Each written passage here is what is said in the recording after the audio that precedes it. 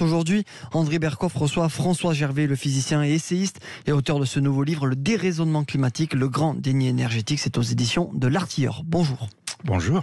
Alors, déraisonnement climatique, François Gervais, c'est pas votre premier livre, on vous a déjà reçu et toujours avec plaisir, effectivement. Vous avez écrit beaucoup d'ailleurs, tout à fait passionnant, les impasses climatiques et déjà, je veux dire, qui avait fait l'urgence climatique est un leurre. 2018, 5 ans déjà, et à l'époque vous avez traité tous les noms, certains en disant comment, conspi évidemment, conspirationniste et autres, enfin. Et puis le réel fait son apparition, et puis le réel tue un certain nombre de narratifs. Et je voudrais commencer par l'actualité, parce que hier, donc Emmanuel Macron a donné une interview de journalistes TF1 et France 2, et il disait, voilà, nous, notre but, si vous voulez, il faut le savoir, c'est de réduire à 0% les admissions de gaz à effet de serre, non, d'abord à 50%, dit-il, jusqu'à 2030.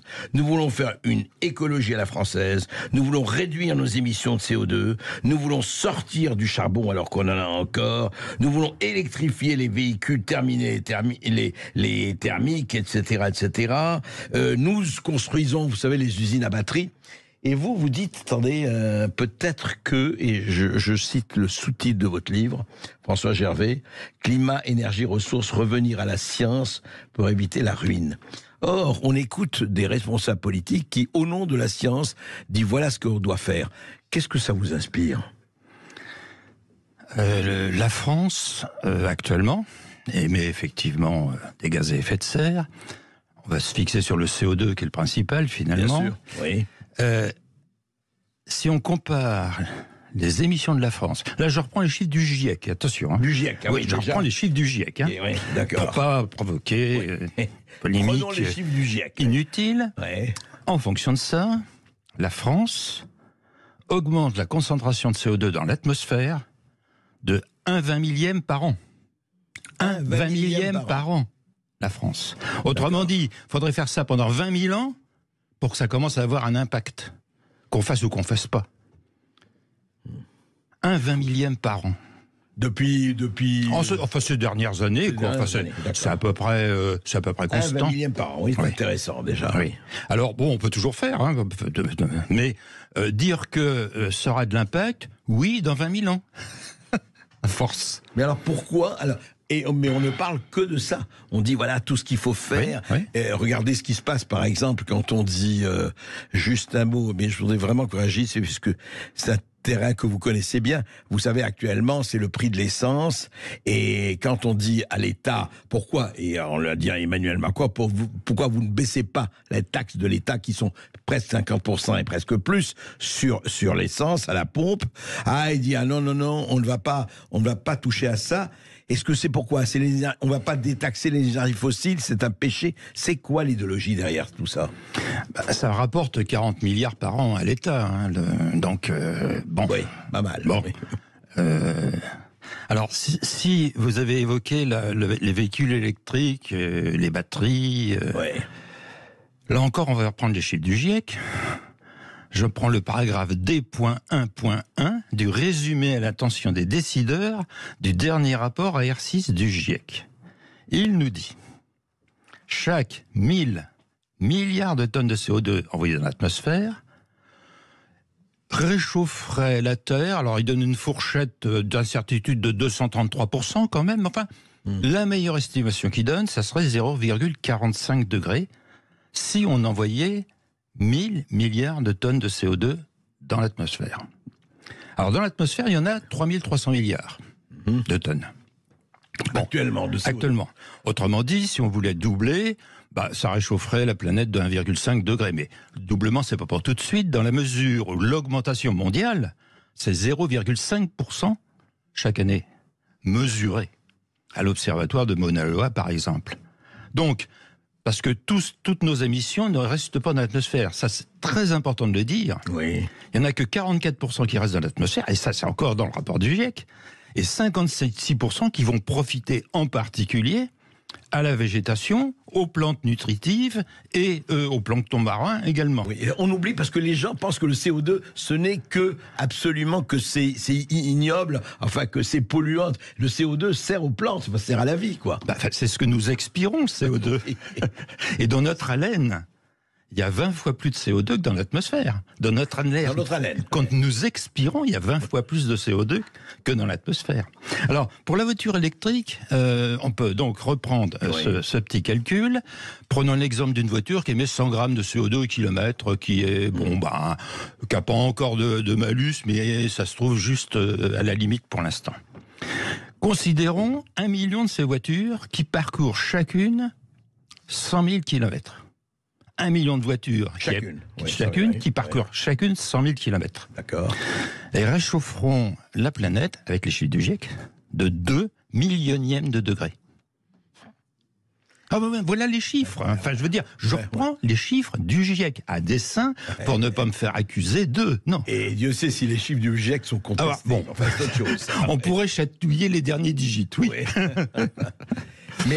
Mais alors, ça veut dire quoi? Que c'est une gigantesque, pardon de le dire, fumisterie de parler de ça. Surtout qu'on parle de la France qui est, je crois, maillot jaune en matière de combat contre le CO2. Tout à fait. Si on regarde les émissions de la France et qu'on divise par le PIB du pays et qu'on compare les différents pays entre eux, alors les plus gros émetteurs, c'est la Chine, suivi des États-Unis, de l'Inde, etc. Si on divise les émissions de chaque pays par le PIB, la France est la première de la classe. C'est elle qui émet le moins de CO2 par point de PIB. La Chine, c'est 6 fois plus. Attention, hein. L'Allemagne, c'est 50% de plus. Mais alors justement, François Gervais, c'est intéressant. Alors on dit, ah oui, mais regardez, c'est formidable, il faut continuer. Voilà, la France est un bon élève, même le premier de la classe, etc. Mais est-ce que ça change quelque chose vis-à-vis de la pollution? Franchement. Non, mais puisque l'environnement n'est pas le même, puisque nous sommes les premiers de la classe, mais les autres sont très retardataires. Or, on n'a pas les frontières. Enfin, l'espace, c'est pas les frontières. Les gaz ne s'arrêtent pas aux frontières. Voilà. Ça, nous sommes d'accord. Alors, on va prendre quand même l'exemple de la Chine, puisque c'est quand même le premier émetteur. Ouais. Et c'est devenu, en même temps, en l'espace d'une vingtaine d'années, le premier marché automobile du monde. Ils ont multiplié par 145 leurs émissions de CO2. 145. En quelques années. Voilà. Ouais. Eh bien, de façon paradoxale, si on reprend ce discours prétendument polluant, de façon paradoxale, l'augmentation de l'espérance de vie en Chine n'a jamais été aussi élevée.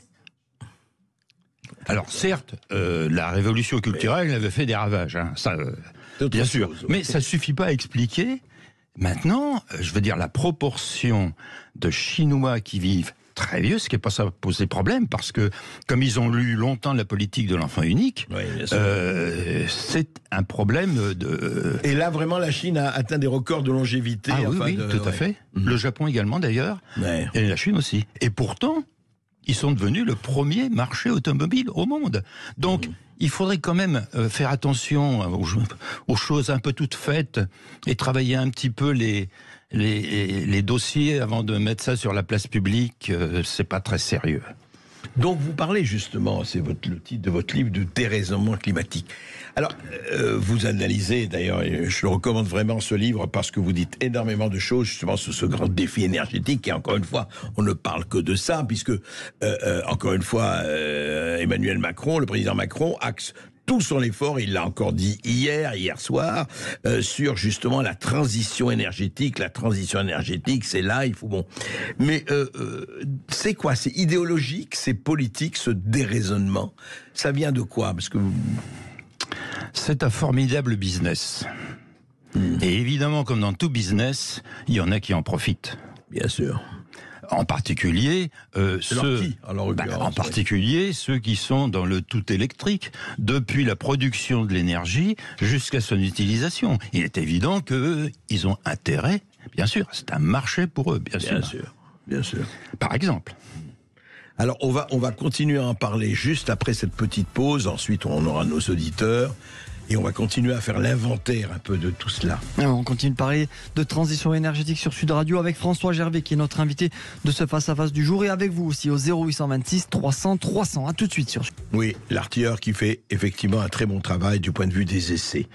L'édition François Gervais, alors on parlait, c'est intéressant parce que en fait le déraisonnement climatique, on se demande s'il n'est pas le fils naturel ou pas du déraisonnement politique, parce que ou idéologique, parce qu'on peut se dire. Alors, justement, moi, je voudrais vous parler je voudrais avoir votre analyse un peu sur ce qui se passe. Bon, c'est amusant. Vous savez, pendant des années, on a parlé de Tristan et Iseux, le couple de pigeons s'aimer d'amour tendre, le couple franco-allemand. On marchait d'un même pas, etc.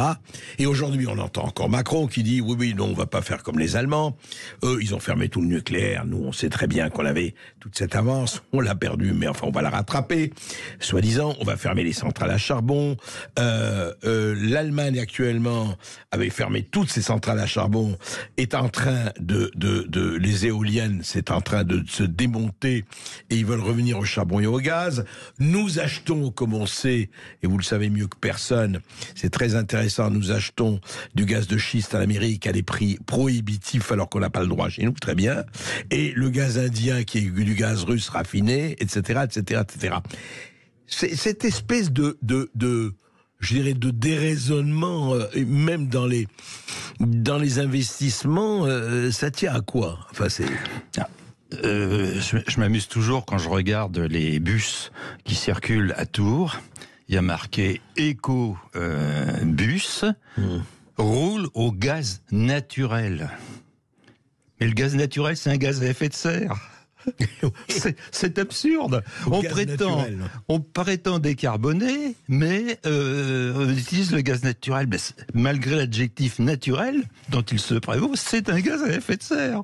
Bon, alors effectivement, quand l'Allemagne a beaucoup investi dans les éoliennes et les panneaux photovoltaïques, mais quand il n'y a pas de soleil, la nuit, et quand il n'y a pas de vent, eh bien, intermittent.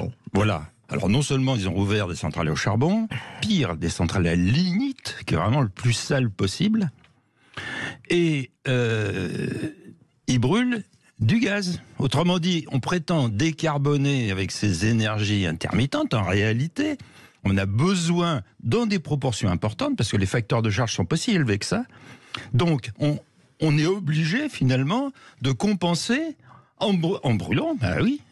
En brûlant, ouais. Du gaz à effet de serre. Bon, c'est complètement contradictoire. Oui, et même cette absurdité, personne n'a l'air de la voir. Enfin, quand même. Vous voulez dire qu'au nom de la dépollution, de la décarbonation, du combat du gaz à effet de serre, on utilise du gaz à effet de serre. Évidemment. Voilà. Et on ne peut pas s'en passer. Et on ne peut pas s'en passer. Puisque, bon, les Allemands, enfin Angela Merkel, à l'époque, avait joué la carte d'un gazoduc qui venait de Russie, ouais. Et qui... donc, les alimenter en gaz, maintenant, ils sont obligés de faire des terminaux méthaniers pour ramener toujours du gaz à effet de serre, parce qu'ils ne peuvent pas s'en passer. Ou alors, il faut admettre qu'on a de l'électricité que certains jours, à certaines heures du jour. C'est un peu embêtant. Et alors, la France, où elle en est de ce point de vue-là, François Gervais, je veux dire, on voulait, rappelez-vous, 50%, on voulait supprimer 50%, les écologistes de Dominique Voynet, etc., même François Hollande, 50% des centrales nucléaires doivent disparaître, etc. Fessenheim, bon, c'est fini. Astrid, terminé, enfin ça n'a même pas existé avant de commencer, etc. Où on en est, c'est-à-dire que est-ce qu'on est encore dans cette espèce de grosse, je dirais, discussion politique avec les écologistes, ou on est passé ce stade-là? Alors, quand on parle de consommation d'énergie, en France, 1/4 de l'énergie, c'est de l'électricité. Mais 3/4, évidemment, c'est des combustibles, pétrole, gaz, etc. C'est ça, 1/4 électricité, ouais. 3/4 énergie fossile. Voilà. Alors, dans l'électricité, la France, pour 75% de son électricité, fait appel au nucléaire. Bon, donc ça n'émet évidemment pratiquement pas de CO2, on est bien d'accord, et il y a pas mal d'hydroélectricité également. Le total des deux, sauf quand il y a beaucoup de tranches nucléaires qui sont à l'arrêt pour maintenance, ce qui a été le cas, entre parenthèses, l'hiver dernier. Ouais. Bon, mais si ça n'est pas le cas, bon, on va dire que 90% de l'électricité est décarbonée. D'accord. Il n'y a pas besoin, je veux dire, d'implanter des éoliennes, puisqu'on a déjà une électricité qui est complètement décarbonée. Donc c'est le business, ça, les éoliennes. c'est business. Pour la France, c'est clairement business. On n'en a pas besoin. On produisait suffisamment d'électricité. Alors, attention, parce qu'il y a un truc qui est très vicieux. Et ça, c'est l'Europe. Ouais. Quand on fait de l'électricité, on doit prioritairement utiliser les énergies intermittentes. Et donc, mettre... C'est une directive de l'Europe. C'est une directive. Et donc, mettre en veilleuse le nucléaire et l'hydroélectricité pour privilégier ces énergies-là. Autrement dit, comme les frais fixes sont toujours les mêmes, si on les utilise moins, ça coûte plus cher. Et on commence à le voir sur notre facture d'électricité. Oui, on le voit de plus en plus. Oui. Et ils impactent, comme vous le savez, les petites entreprises, les moyennes entreprises, de façon... Mais encore une fois, tout ceci, si je vous écoute, et si on lit votre livre, et encore une fois, vraiment lisez-le, parce que ça vous apprendra... Enfin, c'est le retour du réel. Mais c'est donc idéologique. C'est-à-dire la démarche, qu'elle soit au niveau de l'Union européenne et autres, bon, il y a la démarche business, ça on a bien compris que pour un certain nombre de gens, évidemment, il y a toujours des gens qui s'enrichissent, le malheur des uns fait le bonheur des autres, mais politiquement, est-ce que c'est... Enfin, on n'est pas dans la tête des dirigeants, mais cette politique-là, c'est vraiment l'Union européenne qui l'a imposée depuis 30, 40 ans, etc. C'est l'Organisation des Nations Unies. D'accord. Déjà. L'alarmiste en chef, actuellement, c'est le secrétaire général des Nations Unies. Gutiérrez. Oui. Ouais. Ah oui, clairement. Donc, ça vient d'abord de là. C'est l'Organisation des Nations Unies qui organise les COP, les conférences des parties chaque année. C'est elle qui a... Le GIEC dépend directement de l'Organisation des Nations Unies. Il est payé par eux, oui, tout à fait. C'est ça. Oui. Ouais. Donc, c'est l'Organisation des Nations Unies. L'Europe a pris le train en marche, mais à la base, c'est quand même l'Organisation des Nations Unies. C'est-à-dire, au nom de dire il faut faire une planète plus vive, enfin moins polluée, sauvons la planète. Enfin, on c'est ça du matin au soir, ouais. Sauvons la planète. Mais en fait, pour sauver la planète, ils utilisent tous les poisons possibles. Bien de ça. Et puis alors, c'est surtout que si on va jusqu'au bout de l'idée de la décarbonation, donc on va multiplier les véhicules électriques, les éoliennes, mais pour les fabriquer, il faut déjà de l'énergie, d'une part, à peu près 2 fois plus que dans le cas d'un véhicule à moteur thermique, 2 fois plus d'énergie pour les fabriquer. Et donc on va avoir, si vraiment on fait ça à grande échelle, on va avoir un pillage des ressources minérales de la planète. En clair, tout ce qui rentre dans la composition de tout ça, c'est-à-dire bien évidemment du cuivre, des terres rares, le cobalt, le nickel, etc. Et on va donc avoir... faut quand même voir que le lithium également, le lithium, pour avoir 1 tonne de lithium, faut utiliser 2 millions de litres d'eau. Vous voyez, 1 tonne de lithium, 2 millions de litres d'eau. C'est pas franchement écologique, hein. C'est fou, quoi. C'est-à-dire, d'un côté, au nom de l'écologie, on va piller les terres, enfin tous les minéraux possibles, et en même temps, l'eau, et on va utiliser des tonnes d'eau. Disons qu'il va y avoir des effets, des dégâts collatéraux considérables si on pousse vraiment cela, le tout électrique, pour faire simple, si on le pousse vraiment à développer comme on a l'air de certains veulent qu'on le fasse, il y aura des dégâts écologique à une échelle sans précédent. Ouais, c'est quand même assez hallucinant parce qu'il faut le voir. Non mais c'est ça, on part d'un côté de la réalité mais pas du tout de l'autre. On masque complètement ça pour dire que tout va bien. On va en parler tout de suite après cette petite pause, encore avec François Gervais. Avec François. Des raisonnements à tous les étages. Avec François Gervais et puis avec vous, chers auditeurs aussi, au 0826 300 300. Vous connaissez le numéro 0826 300 300. À tout de suite. Physicien, professeur émérite à l'université de Tours, François Gervais a été pendant 30 ans au CNRS. D'abord directeur de laboratoire, conseiller scientifique et spécialiste en communication. Il est médaillé du CNRS en thermodynamique. Je dis ça pour les quelques personnes qui diraient oui, mais alors scientifique et pas scientifique, mais justement, quand on est vraiment scientifique, justement, on ne parle pas au nom de la science et on ne dit pas, on essaie de ne pas dire n'importe quoi. Justement, en fait, François Gervais, quand on voit tout ça, cette espèce d'extraordinaire, je veux dire, émotivité, et vous avez dit hors antenne, vous avez dit le problème, c'est qu'il y a une régression de la connaissance scientifique et que les gens parlent, écoutent, j'en parle, ils ne savent même pas effectivement ce que c'est que la science, ce dont ils parlent. Bah, il faut dire que on est inondé d'images dévoratrices. Aujourd'hui, on est plongé dans des images dévoratrices. Comme par exemple Par exemple, notre petite machine là, qui est dans notre poche, là, qui permet de communiquer.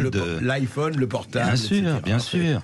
Et les enfants, même à moins de 10 ans, ont déjà leur smartphone. Bon. Donc, c'est tellement facile de se promener avec ça qu'il n'y a plus... quand on se pose une question, toc, on va voir ça et puis on a la réponse tout de suite. Je veux dire, on n'a pas besoin de se plonger comme c'était le cas. Oh, il n'y a pas si longtemps, hein, il y a, disons, je me rappelle quand j'étais jeune chercheur, je préparais ma thèse de doctorat d'État et à l'époque, quand on voulait faire un calcul, on perforait des cartes. Ben c'est bien que ça aille plus vite maintenant. Oui, non mais j'entends bien, on perforait des petits trous dans les cartes, et puis après on attendait que les résultats sortent sur un listing bordé de petits trous.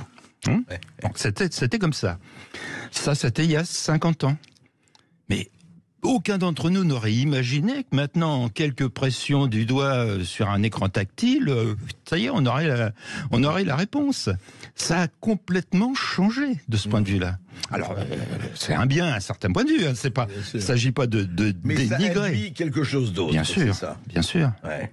Et alors justement, à votre avis, qu'est-ce qui ferait de retrouver un certain équilibre, je ne dis même pas une certaine sagesse.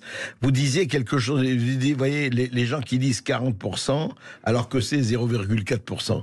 0,04%. Concentration de CO2 dans l'atmosphère, 0,04%. C'est-à-dire que ceux qui disent qu'il y a 40% de CO2 dans l'atmosphère, en fait, il y a 0,04%. Voilà. Aujourd'hui, à la date où on parle. Exactement. Ouais, c'est quand même hallucinant, parce que c'est pas ce qu'on entend partout, quoi. Et qu'on dit, voilà, c'est fini, on va crever. Et à votre avis, c'est quoi ? C'est dans la connaissance, c'est dans la pédagogie, c'est qu'on pourrait retrouver un certain sens de la réalité. Alors, il y a déjà, ça m'avait profondément choqué, il y a une injonction de l'Organisation des Nations Unies pour dire, il faut enseigner ce que nous prônons. Oui. Quand on dit déjà, plus question de débattre. Alors c'est ce que, par exemple, vos confrères de Radio France, plus de débat sur le sujet. Interdit. Ah bon, il y a pas de Ils débat. ont signé une charte comme quoi il y aurait plus de débat sur ce sujet. Interdit. Ah oui, heureusement qu'il y a encore des radios comme vous. Hein. On ne peut pas mettre en question... Non, on ne peut pas mettre en question. Les enseignements de l'ONU, enfin les injonctions de l'ONU. Ouais. Le débat n'est plus possible sur les chaînes Radio France. C'est dans la charte, c'est inscrit dans la charte. Oui, c'est une charte qui date d'il y a peu de temps, hein, mais qui commence déjà à être appliquée. Donc, j'y serais pas invité par définition. C'est pas la peine de l'imaginer. Heureusement quand même qu'il y a des radios comme vous. Non, mais ce qui est étonnant dans cette histoire, c'est que quand même, il y a des gens qui le disent, vous le dites, et il y a d'autres un peu partout d'ailleurs. Vous avez vu les assemblées de scientifiques sur le climat. Il y a eu énormément de choses en Amérique et ailleurs, en Allemagne et ailleurs, en disant et des grands spécialistes du climat, ils disent arrêtez votre hystérie climatique. Vraiment, ils sont nombreux. Il y a des dizaines et des centaines de scientifiques, de chercheurs qui disent arrêtez. Et on a l'impression que... Alors, est-ce que ça a quand même un impact, ou est-ce que, au fond, on continue à vaquer médiatiquement et politiquement aux occupations et puis sans voir ça? Alors, vous avez reçu, il y a quelque temps, Stephen Koonin à ce micro. Lui insiste sur le fait qu'il y a une énorme incertitude. Le fait est que dans les rapports du GIEC successifs, l'incertitude était de 300%. Vous imaginez 300% d'incertitude. Mais est-ce qu'on prendrait une voiture si on disait que on ne sait pas trop si ça va marcher? Il y a 300% d'incertitude. Une voiture ou autre chose. C'est énorme. Et donc on dit il y a un consensus. Mais non, quand on regarde, c'est comme les plombs qui sortent du canon d'un fusil de chasse, ça part dans tous les sens. Bien sûr. C'est pas du tout. Il y en a peut-être un. Et encore, c'est pas sûr. Et qu'est-ce qui fait que l'ONU, parce que depuis, ce n'est pas d'hier, a adopté ça comme un oukase? C'est quoi, comme la Pravda au temps de l'URSS? Bon, on peut peut-être dire qu'il rêve d'un gouvernement mondial. Ça pourrait expliquer. Vous croyez Oh, je me trompe peut-être, mais je crois qu'il y en a qui en rêvent. Ouais, c'est clair. Où on aurait un seul principe de réalité qui serait effectivement la doxa qu'on devrait suivre. Mais juste par exemple, alors quand vous entendez allez, spatialement, un Jean-Marc Jancovici qui dit vous aurez droit à 4 vols pour votre vie entière. Voilà. Quand on voit, d'ailleurs, c'était magnifique, Charles III, The King, It's Good to be the King, qu'il fait sur les, voilà, nous allons nous entendre avec la France sur l'écologie, là, et qui prend l'avion pour aller de Paris à Bordeaux. C'est intéressant, il aurait peut-être pu prendre le train, mais enfin, il prend l'avion. Et ça se multiplie à la vitesse grand V. Enfin, c'est même pas, j'en parle, c'est des exemples. Qu'est-ce que ça veut dire? Ça veut dire qu'au fond, faites ce que je dis, faites pas ce que je fais, et puis tout le reste n'a aucune importance. Il y a de ça, bien sûr. Ouais. Oui. C'est quand même...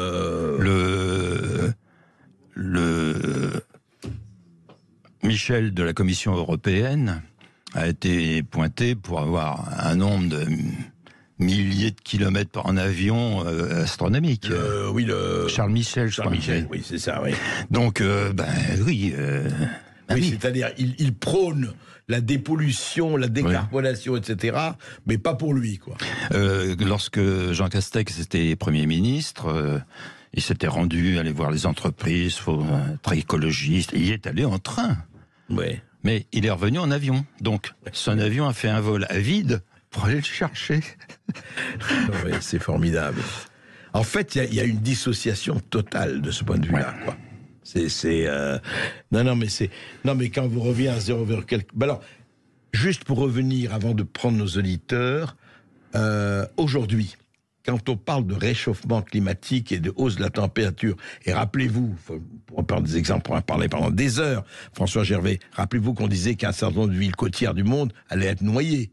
Alors, la hausse de... Oui, la mer monte, c'est vrai, mais de 1 mm par an. 1 mm par an. La mer monte de 1 mm par an. Oui. Et encore, c'est la lande finale d'une hausse beaucoup plus grande. C'est-à-dire, dans l'histoire de la Terre, il y a ce qu'on appelle les cycles de Milankovitch. Tous les 100 000 ans à peu près, il y a une glaciation qui est suivie d'un réchauffement. Ouais. Nous sommes actuellement sur un réchauffement. Mais il y a 15 000 ans, c'était beaucoup plus froid, et d'un coup, avec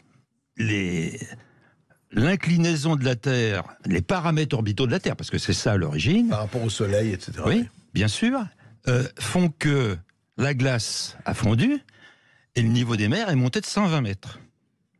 Et il continue en montant... Il y a 15 000 ans. Il y a 15 000 ans, ouais. Alors ça s'est arrêté il y a 7 000 ans, parce que la Terre s'est réchauffée, mais ça continue à monter encore un petit peu. Mais 1 mm par an, enfin, bon, c'est pas... ça va pas déborder tout de suite, hein. Non, c'est fou. Et encore moins bouillir, comme dit... Esteban. Oui, vous parliez du roi André. Nous sommes avec Jean-Luc qui nous appelle de Bordeaux, justement. Bonjour Jean-Luc. Oui, bonjour Jean-Luc. Oui, bonjour. Alors, vous avez peut-être répondu à ma question, je vais quand même la poser dans vos derniers propos. Donc, bonjour à vous deux et merci pour les émissions. Depuis quelque temps, on voit des codes barres, vous savez, enfin des sortes de codes barres qui tournent en rouge, présentées par Météo Climat. Oui. Pour démontrer la tendance au réchauffement climatique.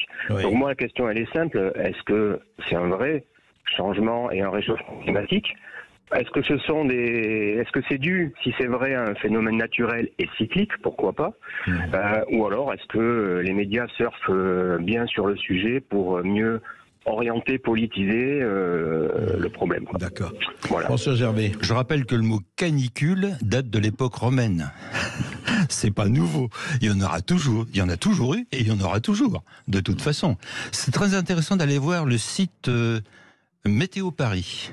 Météo Paris. Oui. Ils ont une archive de tous les phénomènes météorologiques extrêmes depuis 1780. C'est vraiment très intéressant. Et on s'aperçoit, il y en a toujours eu, et il y en aura toujours. De toute façon, ça ne changera rien, parce que ce sont des phénomènes intrinsèquement chaotiques. Alors, de temps en temps, ça va dans un sens, dans l'autre. Je dirais que le thermomètre a été inventé il y a 360 ans.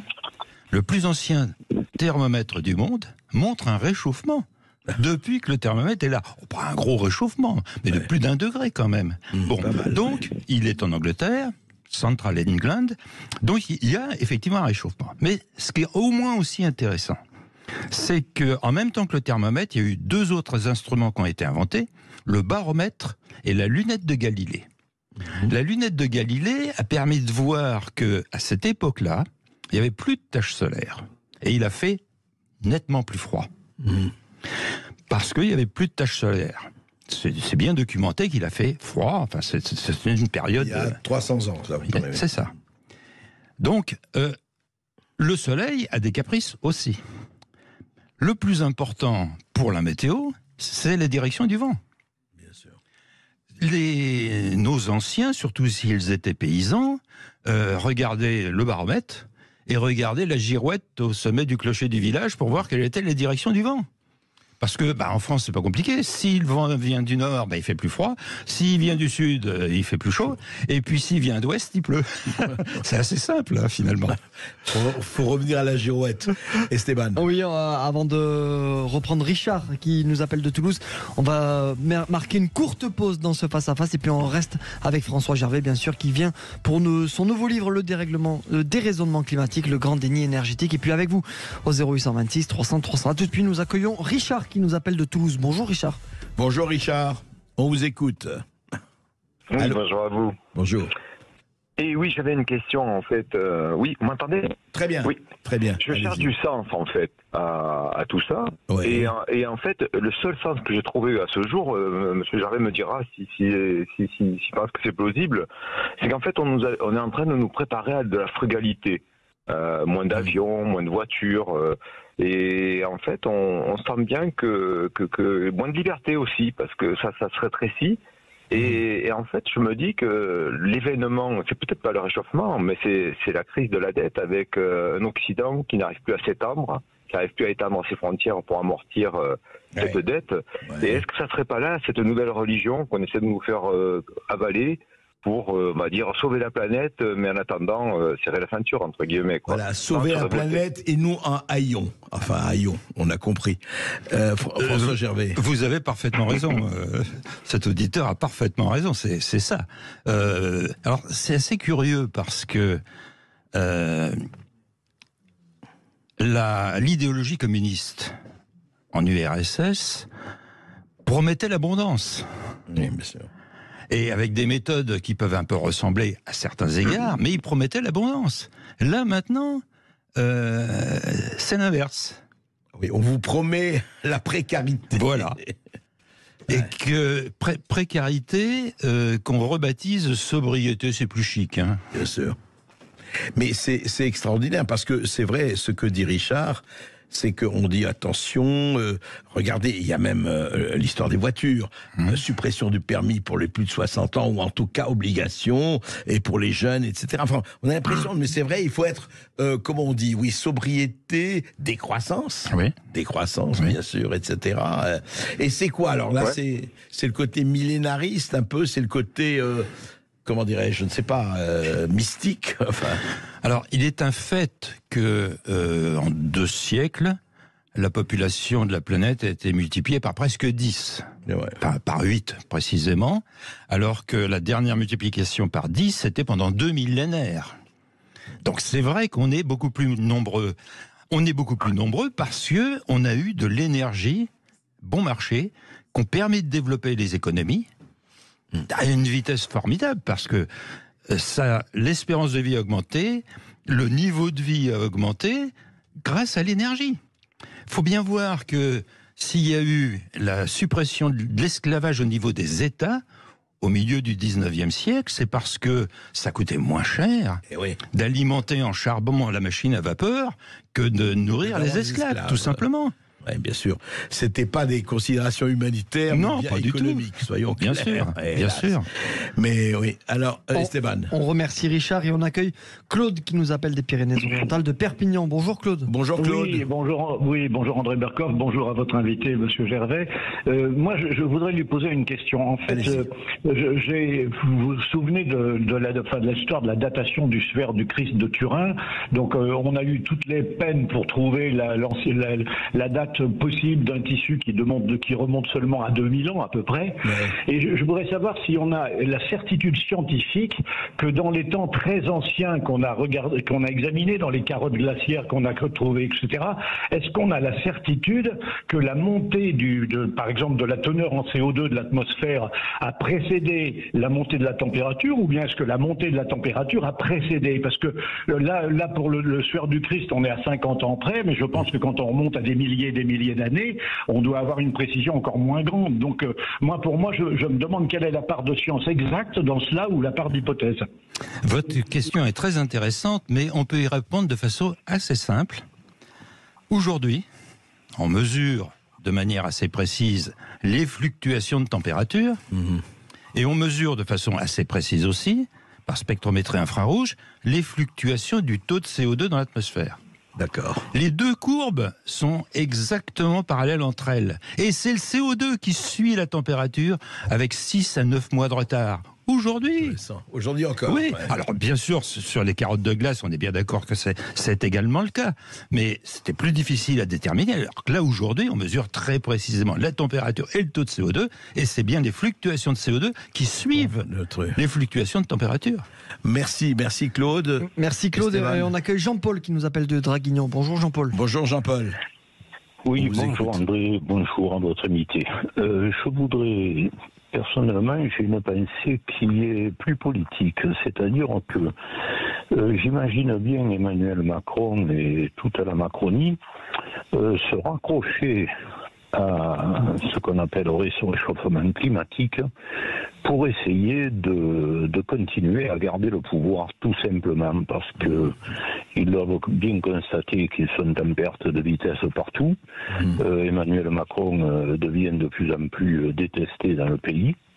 Donc, ils essayent par ce biais de réunir une population qui part de Mélenchon à je ne sais pas qui d'autre, quoi, mais de manière à monopoliser le pouvoir et espérer pouvoir passer encore aux futures élections. Voilà, moi je vois les choses comme ça. Pour vous, c'est un instrument de pouvoir de parler de ça du matin au soir et du soir au matin. Oui, tout à fait. La peur est un formidable instrument de pouvoir. Excusez-moi, Champigny, ils nous font payer de plus leur calamiteuse gestion depuis des années et des années. Et c'est le Français qui se lève le matin pour aller travailler, qui n'a rien demandé à personne de tout ça, parce que je suis sûr que s'il y avait un référendum ou une chose ou l'autre, ce qu'il ne fera pas, la majorité des Français diraient ça suffit, parce que les gens ont envie de retrouver un peu de paix dans leur vie. Ce n'est plus possible depuis des années, avec tout ce qui se passe. Et tout cela est orchestré pour créer un désordre. Vous pensez que c'est ça, François Gervais? Merci Jean-Paul. C'est clair ce que vous avez. Est-ce que effectivement, il y a ce côté politique, cette dimension politique, mais juste je voudrais ajouter à ce que dit Jean-Paul, qui me paraît effectivement frappé au coin du bon sens. Est-ce qu'il n'y a pas quand même quelque chose qui est de l'ordre de comment dirais-je? C'est presque les nouvelles tables de la loi, c'est presque la nouvelle évangile, le Coran, la Bible, etc. C'est-à-dire, vous parliez de l'ONU, et vous disiez la charte de l'ONU, vous parliez du service public, de la radio, et puis on peut donner beaucoup d'autres exemples. Au fond, est-ce qu'on n'est pas dans une nouvelle époque millénariste pravda, si je peux me permettre ce rapprochement, qui consiste à dire, eh bien écoutez, la vérité elle est là, et des gens comme François Gervais qui osent écrire des bouquins comme ça sont des bouquins à excommunier, quelque part. Alors je souligne tout d'abord que ce que j'écris dans les bouquins, ça relate en français et de manière plus simple ce que j'ai publié dans des revues internationales à comité de lecture. Les dernières, ça s'appelait la revue Climate. La précédente, c'était Science of Climate Change. La précédente, c'était Earth Science Reviews. Enfin, vous voyez, mais ça, c'est pas lisible en règle générale. Donc, faut réécrire évidemment en français. Comme on écrit beaucoup en anglais quand on est scientifique, j'adore écrire en français aussi, ça me change. Et on essaye de simplifier évidemment le discours pour le rendre accessible. Alors, la peur est un formidable instrument de pouvoir. Je me suis amusé à détourner le mot anthropocène en anxiocène. Ah oui, c'est joli. Nous sommes dans l'anxiocène. Ouais. Et comme vous dites, la peur, c'est le management par la peur. Ouais. Le gouvernement par le chaos. Enfin, comme disait Lucien Cerise. On remercie Jean-Paul de Draguignan et on accueille Emmanuel de Pessac. Bonjour Emmanuel. Oui, bonjour Emmanuel. Bonjour André, bonjour à votre invité, à toute l'équipe. Merci de me prendre. Je vais être rapide parce que c'est la fin, mais on est vraiment dans la coercition permanente. Je veux dire, les dialogues sur le climat sont les mêmes que sur le Covid. Enfin, on se retrouve avec exactement les mêmes propagandes partout. Et il faut savoir, apparemment, je l'ai vu, à vérifier, qu'il y a un projet de loi qui criminaliserait le fait de douter du réchauffement climatique tel qu'il est présenté. Je veux dire, quand on est allé, enfin, juste une petite aparté, mais quand les Vikings ont découvert, je l'avais déjà dit sur votre antenne, mais quand les Vikings ont découvert le Groenland, c'est Grönland. Grön, ça veut dire vert. C'était les forêts, c'était pas de la glace. Et c'était pas si vieux que ça. Mais quand on commence à pondre des lois pour éviter ou interdire ou criminaliser le fait d'avoir un avis différent, alors là, par contre, on n'est plus du tout en démocratie. Pour être clair, c'est qu'on a quelque chose à cacher. C'est clair. François Gervais. Oui, j'ai effectivement appris qu'il y a un panel de députés qui prépare un projet de loi en ce sens, oui. C'est-à-dire, on sera criminalisé. Quand absolument. Vous serez criminalisé. Oui. A plus le droit de débattre, a plus le droit, quoi.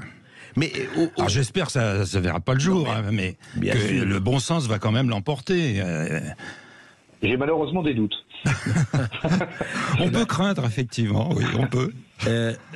Juste, François Gervais, au fond, comment justement, vous l'avez fait dans votre livre, on essaie de le faire ici, comment gagner le combat du bon sens, quoi, en disant, bon, bien sûr qu'il y a des problèmes, mais arrêtons d'être dans cette espèce de chaos apocalyptique, Apocalypse Now. La première chose à faire, c'est de réautoriser le débat scientifique sur ces questions.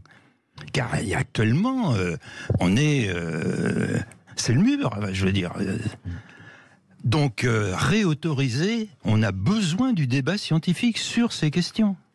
Mais actuellement, par exemple, ne parlons pas des médias, par exemple, dans les milieux scientifiques, dans les institutions, CNRS et compagnie, on peut le faire aujourd'hui ou pas? Alors, j'ai été très prudent, je l'avoue. J'ai commencé à publier dans des revues internationales et comités de lecture et en transcrire le contenu en français dans un livre, une fois que j'ai fini mon dernier mandat de directeur de laboratoire et que j'ai pris officiellement ma retraite. D'accord. Autrement, je mettais mon laboratoire en danger. Ouais, mais c'est important. Donc, il n'était pas question que je mette mon laboratoire en danger. Bien sûr. Et à chaque fois que les jeunes souhaitent m'interviewer, des jeunes de grandes écoles, ou d'écoles de journalisme, enfin, qui souhaitent m'interviewer, en général, ça se fait par Zoom, bien volontiers, mais je leur dis à la fin de l'entretien, attention, soyez prudents avec ce que je vous ai dit. Vous m'avez posé la question, je vous ai répondu, mais soyez prudents. Oui, mais ce n'est pas la prudence qui fait avancer le monde, on le sait. Heureusement d'ailleurs. Merci François Gervais d'avoir été avec nous. Je rappelle que vous êtes physicien, essayiste et auteur de ce nouveau livre, Le déraisonnement climatique, le grand déni énergétique. C'est publié aux éditions de l'Artilleur. Tout de suite.